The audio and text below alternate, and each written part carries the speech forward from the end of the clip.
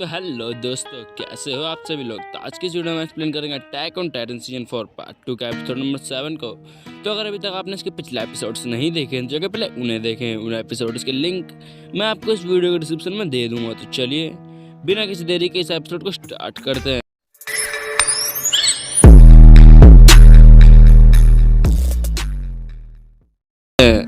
Episode की शुरुआत में हम देखते हैं हीच को, जो कि अपने दोस्तों के साथ जो लोग रंबलिंग के चपेट में आके घायल हुए होते हैं उन्हें निकाल रही होती है। वहाँ पे एक ओल्ड लेडी यानी कि बूढ़ी औरत फंसी होती है। वो उन्हें काफी आराम से निकालती है और निकालने के बाद उन्हें इसे एक सेफ जगह पे रख देती है। रखने के बाद वो अपने पीछे देखते हैं कुछ लोग बात कर रहे होते हैं, यानी कि लड़ रहे होते हैं कि अरन ने क्या कर दिया। वो कहते हैं कि अरन पूरे आपस में लड़ते हुए कहते हैं कि तुम्हें पता है कि इसने क्या खोया है, इसने अपना बेटा खोया है। और वो कहता है कि सभी टाइटन दीवारों में से बाहर निकल चुके हैं। वो लोग एक लाइन बना के दूसरे देश की तरफ जा रहे हैं उस पर अटैक करने के लिए। लेकिन वो लोग फिर ऐसी आपस में झगड़ने लगते हैं और हीच के पास एक बंदा आता है जो कि बोलता है कि कमांडर हीच, आप इन सब को छोड़ दीजिए, मैं इन्हें संभाल लूंगा। आप जाइए नए रूट्स के लिए नए वेपन्स लेके आइए। और फिर हीच एक कमरे में जाती है जहाँ पे वो वहाँ जाके कहती है कि तुम लोग क्या कर रहे हो, तुम लोग इतना टाइम क्यों लगा रहे हो, जल्दी जल्दी अपने गेट्स लोड करो और उन्हें पहर के बाहर आओ। और फिर वो देखते हैं कि बेसमेंट की तरफ कुछ पैरों के निशान जा रहे हैं। वहाँ पे जाती है और वो जैसे ही अंदर घुसती है वो देखती है कि एनी ने उसे पीछे से पकड़ लिया। और एनी कहती है कि चिल्लाना, अगर तुम चिल्लाओगी तो मैं तुम्हारा गला काट दूंगी।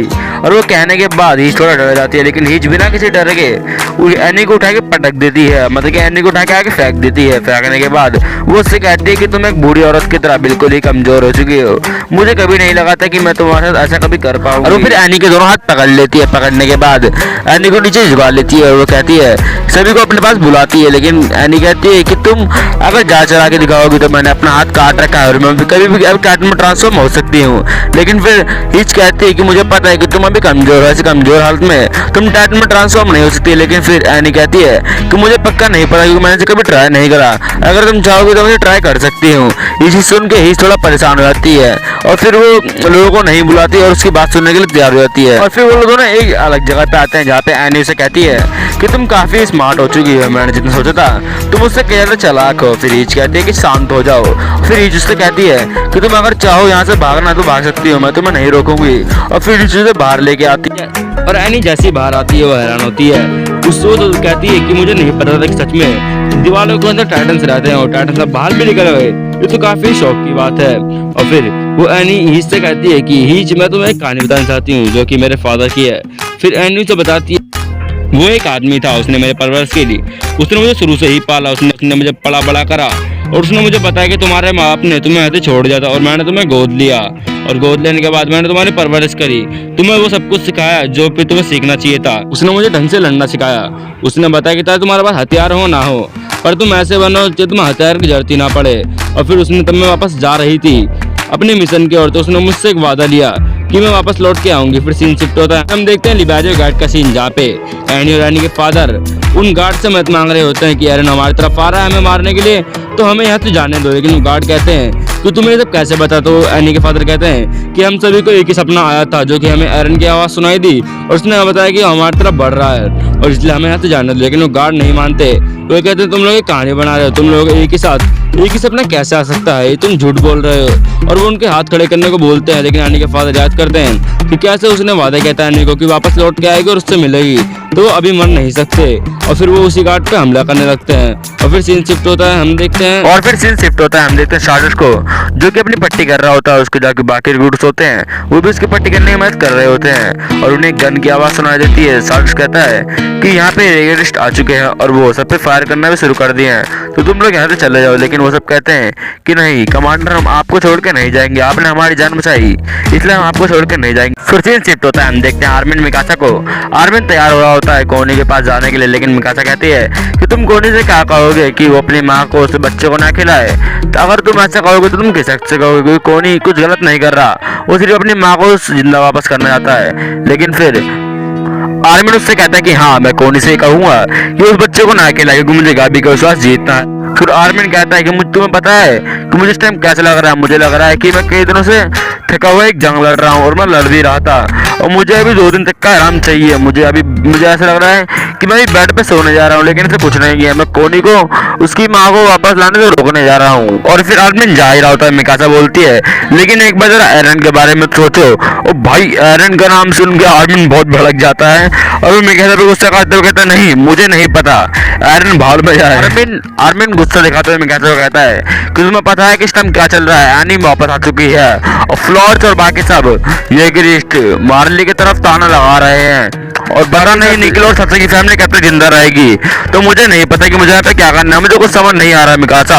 अब तुम बस यही काम कर सकते हो, तुम जाओ जीन के पास और जीन की मदद करो। पहुंच जाता है गाबी के पास और गाबी को कहता है गाबी चलो। गाबी जाने से पहले काय के साथ थोड़ा बहुत मिलती है और सॉरी वाली बोलती है और ये लोग वहां से निकल लेते हैं। फिर हम देखते हैं फ्लॉच को।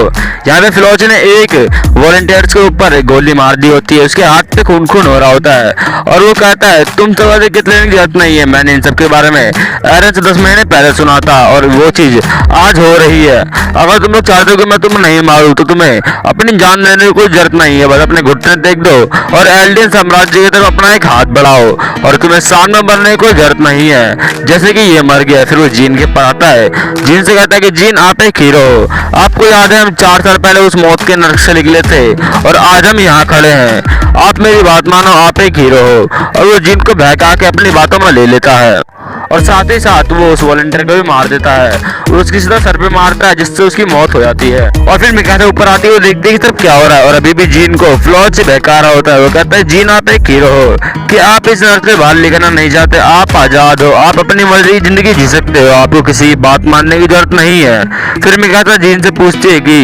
जीन से नहीं, वो मिकासा फ्लॉच से पूछती है कि फ्लॉच लीवा और कैप्टन हांजी कहाँ पर है। तो जीन वो फ्लॉच बताता है कि उन लोगों को तो जीक ने मार दिया। फिर सीन शिफ्ट होता है, हम देखते हैं कोनी को और फाल्को को। कोनी फाल्को को एक घोड़े पे लेके अपनी माँ के पास ले जा रहा होता है, माँ के पास जा रहा होता है और फाल्को से बताता है कि हम तो हमारा रास्ता तो उस तरफ है ना, हॉस्पिटल तो उस तरफ है ना, आप मुझे इस तरफ क्यों लेके जा रहे हो। फिर कोनी बताता है कि उस तरफ खतरा है इसलिए मैं तुम्हें सेफ जगह से लेके जा रहा हूँ। फिर कोनी याद करता है कि मेरी माँ कैसे अभी उसी विलेज में पड़ी हुई है। फिर कोनी सोचता है कि मैं सभी को तो नहीं पर आपको तो वापस ला सकता हूँ, काश 13 साल के लिए ही, लेकिन मैं आपको वापस ला सकता हूँ। फिर फाल्को मन में सोचता है कि मिस्टर कोनी काफी अच्छे इंसान है, मैं गाबी और अपने भाई से जल्दी मिलूंगा। फिर सीन शिफ्ट होता है, हम देखते हैं कैप्टन मैगाथ और पीक को जो कि रंबलिंग देख रहे होते हैं। कैप्टन मैगाथ कहते हैं कि देखने में ऐसा लग रहा है कि मार्ली की सिर्फ वापस मार्ली की तरफ जा रहे डर के मारे।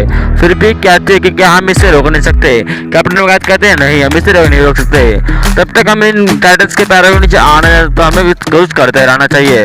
फिर इनके पीछे से हांजी आती हुई ने कहती है एक्सक्यूज मी, और वो लोग पीछे देखते हैं हांजी की तरफ। पीक हांजी को खाने के लिए बढ़ते हैं लेकिन हांजी कहती है रुक जाओ प्लीज, 2 मिनट मेरी बात सुनो, मुझे खाना मत।